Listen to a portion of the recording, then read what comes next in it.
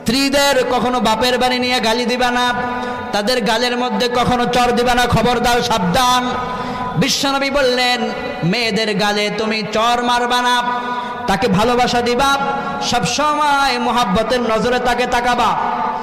কতটা বছর সে তার বাপের বাড়িতে ছিল, তার বাপের বাড়িতে তার একটা আলাদা বালিশ ছিল, ঘুমাতো। 20টা বছর কাটিয়েছে, 20 বছর সে বাপের খেদমত পেয়েছে, 22 বছর খেদমত পেয়েছে। একদিন তুমি বিসমিল্লাহ কবুল বলে তাকে নিয়ে এসেছ, এরপর থেকে সে তোমার রান্নার কাজে সহযোগিতা করে, তোমার ঘর বাড়ি মুছা দেয়, পরিষ্কার করে রাখে, তোমার সন্তানদের খাদ্য খাবারের আয়োজন করে, ব্যবস্থা করে। যে স্ত্রী রান্না করলে তুমি খাও, সেই স্ত্রীর গায়ে আঘাত করো, তোমার লজ্জা থাকা উচিত, ঠিক কিনা বলেন?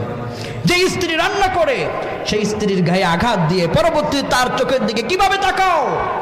এজন্য বিশ্বনবী বললেন, স্ত্রীরা হলো তোমার